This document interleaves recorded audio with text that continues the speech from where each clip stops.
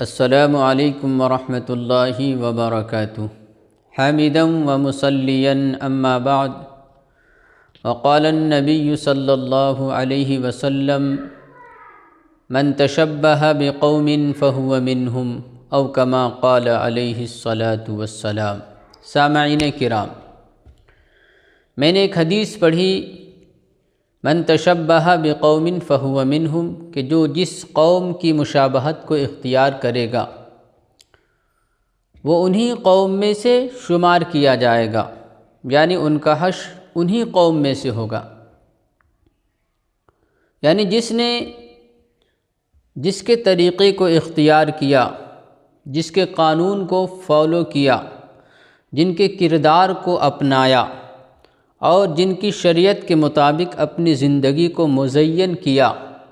جن کی باتوں سے اپنے آپ کو سنوار کر رکھا،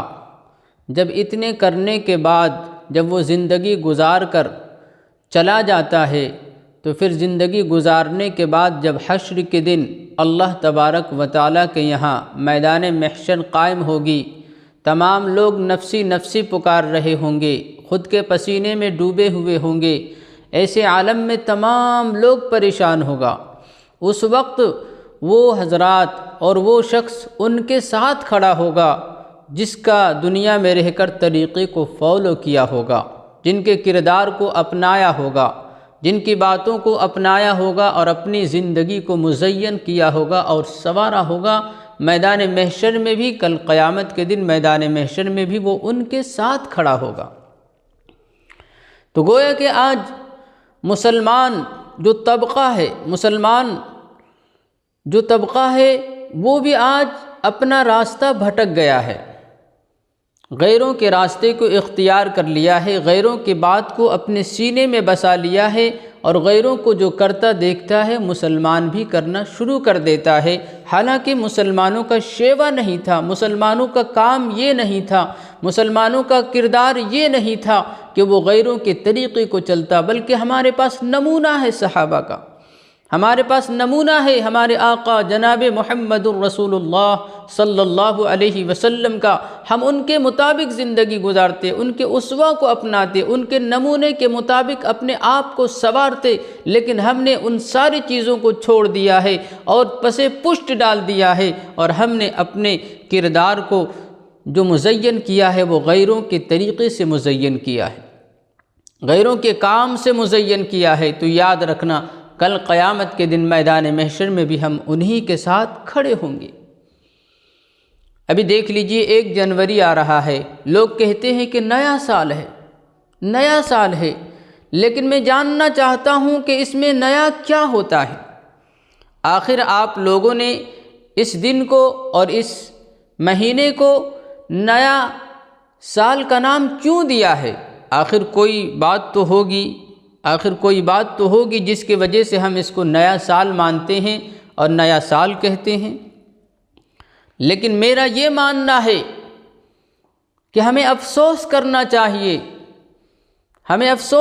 چاہیے کہ ہماری زندگی سے 1 سال اور نکل گیا ہے۔ 60-70 سال کی زندگی جو ہمیں ملی تھی، یہ تو کنفرم نہیں ہے، لیکن پھر بھی 60-70 سال کی زندگی جو اوسطاً دیکھی جاتی ہے، آدمی زندگی گزارتا ہے، یہ 60-70 سال کی زندگی جو ہمیں ملی ہے، اس سے 1 سال اور نکل گیا، تو ہمیں افسوس ہونا چاہیے کہ کاش ہم نے 2024 میں کچھ نہیں کر پایا، نہ ہم نماز کی پابندی کی، نہ ہم نے روزے کی پابندی کی،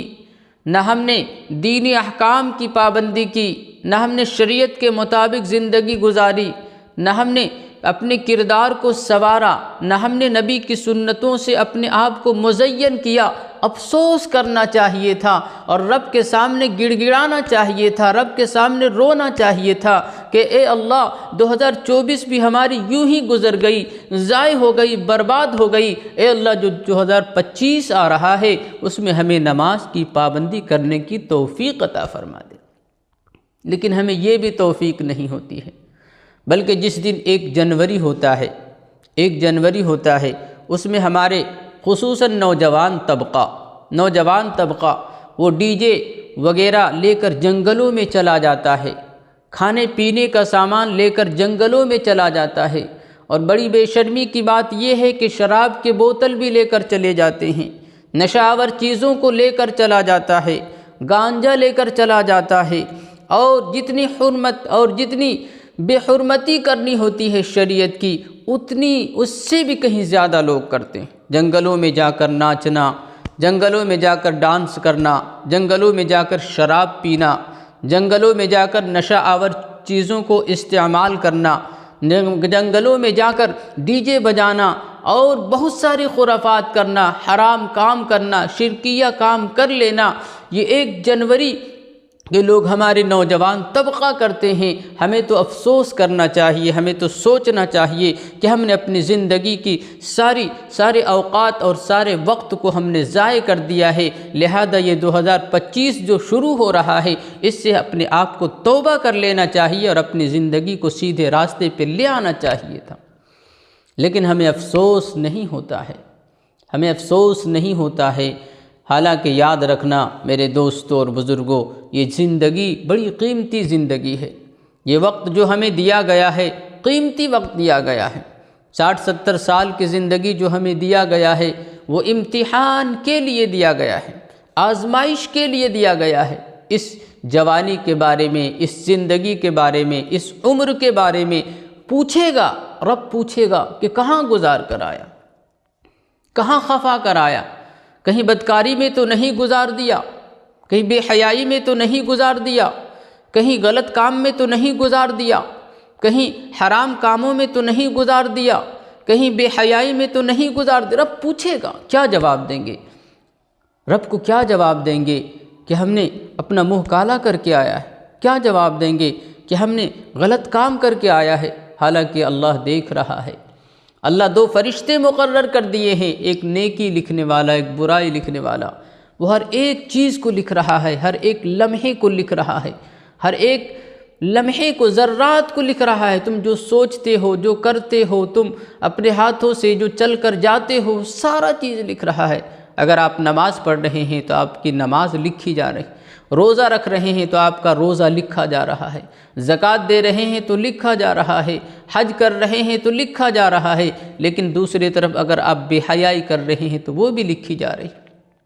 بدکاری کر رہے ہیں تو وہ بھی لکھا جا رہا ہے،